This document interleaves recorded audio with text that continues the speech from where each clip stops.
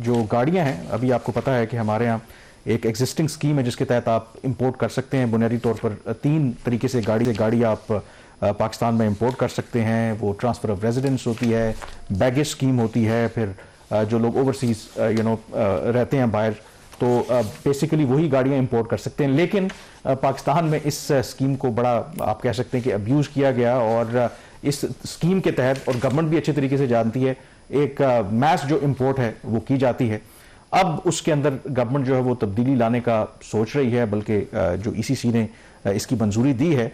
तो ये जो मंजूरी दी है, एक तरफ हम ऑलरेडी डिस्कस कर चुके हैं कि आईएमएफ तो आपसे कहते हैं कि आप अपनी जो इकोनॉमी को लिबरलाइज करें, जो आपने अनड्यू इंपोर्ट रिस्ट्रिक्शंस लगा रखी हैं उनको ख़त्म करें, जो रिस्ट्रिक्शन लगा रखी है कि इतनी मैयाद की गाड़ी आप इंपोर्ट नहीं कर सकते उसको भी ख़त्म करें, एक्स्ट्रा जो ड्यूटीज़ हैं उनको भी निकालें। ये जो फैसला है ये उसके कॉन्ट्ररी नहीं है जो अभी लिया, और इस फैसले की आप सबसे पहले तो बेसिकली फैसला किया क्या है ईसीसी ने? बेसिकली जैसे कि आपने बता दिया कि 3 जो स्कीम्स हैं, एक ट्रांसफर ऑफ रेजिडेंस की है, एक बैगेज स्कीम है, और बैगेज स्कीम होती है जब ओवरसीज पाकिस्तानी वो पाकिस्तान वापस आते हैं तो अपने साथ गाड़ी ले आते हैं, फिर एक गिफ्ट होता है। ये 3 बुनियादी स्कीमें थी गाड़ियां दरामद करने की बाहर से। और इसकी ज़रूरत क्यों थी? ज़रूरत इसलिए थी कि पाकिस्तान में बाहर से गाड़ियों की पुर्जे दरामद करके उनको जोड़कर बेचने वाली कंपनियां इतनी ताकतवर हैं, उन्होंने कीमतें बढ़ाई हुई हैं, एक्सचेंज रेट का भी उनके ऊपर एक इम्पैक्ट आता है। हुकूमत के कुछ 60% तक तो गाड़ियों के अंदर टैक्सेस हैं, तो उसकी वजह से लोगों के लिए अफोर्डेबिलिटी का इशू आ गया था, और फिर क्वालिटी का भी बहुत बड़ा सीरियस इशू हुआ करता था। तो उससे बचने के लिए ये 3 स्कीमें थी, इसका मिसयूज़ मैसिव होता रहा। इवन कि हमारे पासपोर्ट्स भी मिसयूज़ होते रहे इन गाड़ियों की इंपोर्ट के लिए। बहुत सारे लोग जो बाहर जाते हैं उनको नहीं पता कि जब वो अपनी फोटो कापी दिया करते थे एयरपोर्ट के ऊपर, तो वो किस मकसद के लिए वो आपसे जो है वो ली जाती थी। तो इसके अंदर अभी इन्होंने फैसला ये किया है इक्तिसादी राब्ता कमेटी ने, इसमें जो बैगेज की स्कीम है वो ख़त्म कर दी गई है, उसकी इक्तिसादी राब्ता कमेटी ने मंजूरी दे दी। और जो बाकी 2 स्कीम्स हैं, ट्रांसफ़र ऑफ रेजिडेंस की और गिफ्ट वाली, उसकी जो शराइत थी उसको बहुत सख्त कर दिया गया। ये क्यों किया गया? ये इसलिए किया गया, जैसा आपने कहा कि आईएमएफ के प्रोग्राम के तहत इनको गाड़ियों की जो एज लिमिट है उसको ग्रेजुअली ख़त्म करना है। अभी इन्होंने इसको 3 साल से बढ़ाकर 5 साल कर दिया। फिर ये अभी जून में जो नेक्स्ट ईयर इनको ये 5 साल की कंडीशन में ख़त्म कर दी गई। अब जितनी भी पुरानी गाड़ी है, सब्जेक्ट टू कि वो सेफ्टी स्टैंडर्ड्स और एनवायरमेंटल स्टैंडर्ड्स, बहुत पुरानी गाड़ी होगी तो वो एनवायरमेंटल स्टैंडर्ड्स पे पूरा नहीं उतरेगी, तो वो आप दरामद कर सकेंगे। अब चूंकि ये कंपनियां इतनी ताकतवर हैं, इनको रास्ता तो देना था, तो रास्ता हुकूमत ने ये चुना है, एक तो स्कीम बंद कर दी इन्होंने, और बाकी जो 2 स्कीमें थी उसमें जो कंडीशंस थी उनको टाइट कर दिया गया। उसमें एक कंडीशन ये थी कि पहले हर 2 साल के बाद एक पासपोर्ट के ऊपर आप गाड़ी मंगवा सकते थे। अब वो जो इंटरवीनिंग पीरियड है उसको 2 साल से 3 साल कर दिया गया।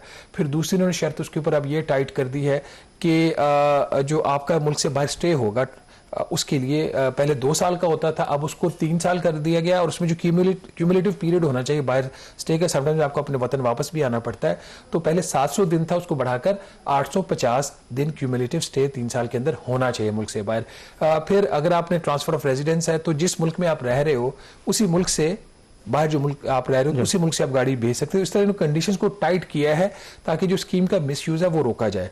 देखिए, मिसयूज रोकने में कोई भी हमने इसको नहीं कहेंगे कि आप क्यों रोक रहे हो, ये काम है, लेकिन एक जो लेवल प्लेइंग फील्ड का यहाँ पे कॉन्सेप्ट है, यहाँ पे जो मकसद है वो मिसयूज रोकना नहीं है।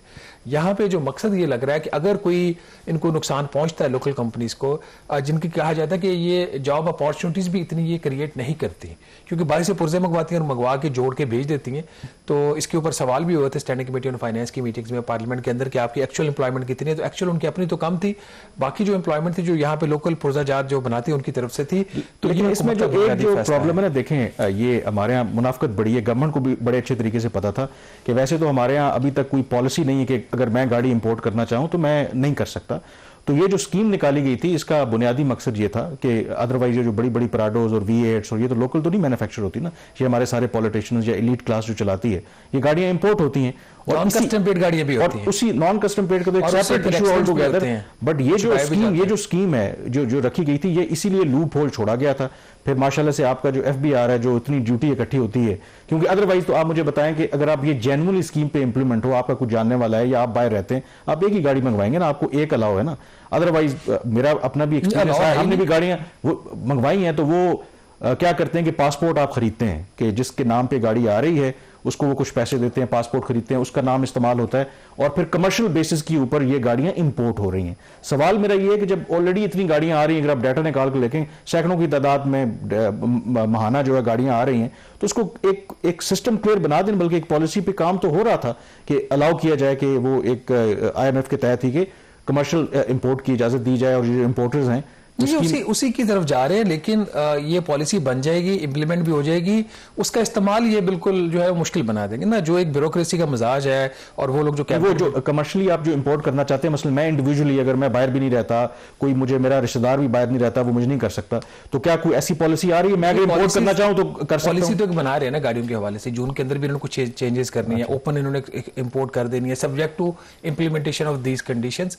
अभी उस पर क्लैरिटी नहीं है फ्रैंकली। देखिए, एक तो इन्होंने जब ये एज लिमिट बढ़ाई थी तो 40% इजाफी ड्यूटी भी लगा दी थी, जो एग्जिस्टिंग ड्यूटीज थी उसके ओवर एंड अबव 40% ड्यूटी लगा दी, ताकि कोई मंगवाना चाहे भी तो ना मंगवा सके। फिर भी अगर गाड़ियां आना आ रही थी और ज्यादा इसको टाइट कर दिया।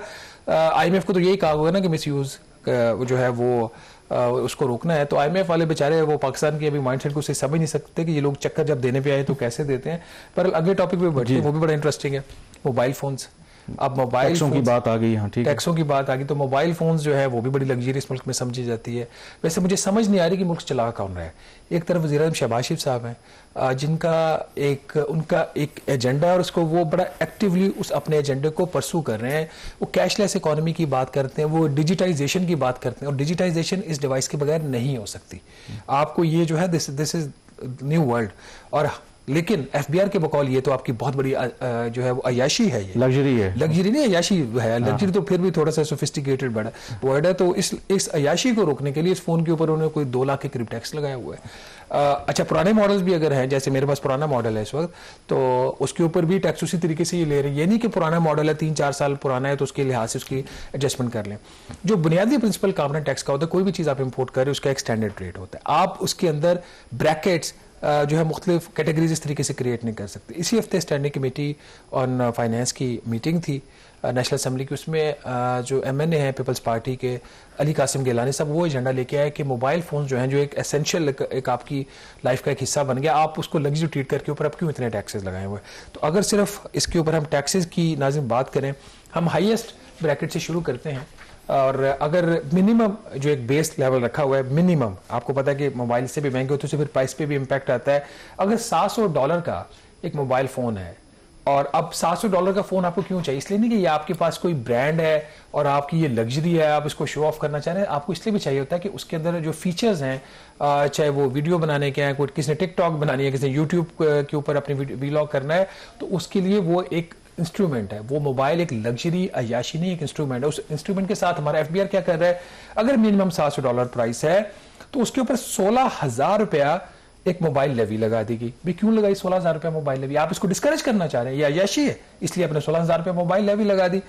मोबाइल लेवी पे बात नहीं खत्म होती, ₹22,000 की रेगुलेटरी ड्यूटी उसके ऊपर लगा दी। क्यों? क्योंकि रेगुलेटरी ड्यूटी उस चीज के ऊपर लगाई जाए जिसका आप इस्तेमाल को डिस्करेज करना चाहते हैं। तीसरी चीज उसके बाद ये कि ₹11,500 विद होल्डिंग टैक्स उसके ऊपर लगा दिया। और फिर ये सारी चीजें ऐड करके उसकी प्राइस के अंदर, अब 700 तो एक मिनिमम प्राइस है ना, उससे आपकी प्राइस 2,000 हो या 1,500 या $1,100 हो, वट एवर, उसके over and above 25% sales tax लगा दिया। तो जब ये आप सारा जमा कर लेते हैं, एक स्टैंडर्ड जो एक एप्पल का आईफोन आता है तो ₹1,93,000 टैक्स बनता है। और बाकी आप लोगों की तो बात छोड़ दें, प्रोफेशनल्स की जिनकी जरूरत होती है। MNA शर्मिला फारूकी साहिबा, माशाल्लाह वेल्दी फैमिली से उनका बैकग्राउंड है, उन्होंने कहा कि मेरे पास ₹3,70,000 का फोन है, उसको मैं एक्टिवेट नहीं कर रही, रजिस्टर नहीं करवा रही, क्योंकि उसके ऊपर ₹1,93,000 मेरे से टैक्स डिमांड किया जा रहा है। PTA के चेयरमैन जो उनका बैकग्राउंड आर्मी से है, उन्होंने कहा जी कि मैंने खुद ₹1,63,000 टैक्स दे के ये मोबाइल अपना रजिस्टर करवाया है। ₹1,63,000 PTA के चेयरमैन। हो सकता है वो कह रहे मैं मुल्क से बाहर गया था, तो बाहर से जब हम वापस आया तो फोन ले आया, तो पासपोर्ट के ऊपर आपको लगभग ₹15,000 की कंसेशन मिली। तो ये हम ऐसे अपनी इकोनॉमी को कामरान डिजिटाइज करना चाह रहे हैं, और मेरे ख्याल में इससे आपका रेवेन्यू बढ़ने के बजाय शॉर्टफॉल हो रहा है। मैं आपको बताता हूँ आप लोग क्या कर रहे हैं कि बाहर आप जाते हैं, आपको बिल्कुल वहां से टैक्स फ्री फोन मिल जाता है, सस्ता फोन मिलता है।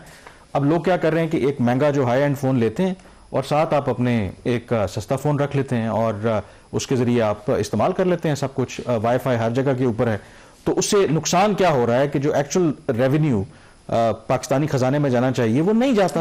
अगर आप एक रैशनल तरीके से अगर आप चलें, एक रीजनेबल, ये नहीं कह रहे कि आप टैक्स ना लगाएं, जरूर लगाएं, 18% टैक्स लगाएं और रीजनेबल लगाएं। तो फिर सारे जो लोग मैं बहुत से लोगों को जानता हूं और जो जाहिर है जो हाई एंड फोन यूज करते हैं, बिल्कुल ट्रेंड है ही नहीं, कहते हैं क्या जरूरत है हमें 1.5-2 लाख रुपया। अच्छा, हाई एंड जिनकी कैपेसिटी है वो देते ही नहीं है, वो 2 रख लेते हैं। जिस बेचारे की कैपेसिटी नहीं वो मजबूरन देता है, वो एक ही ले सकता है।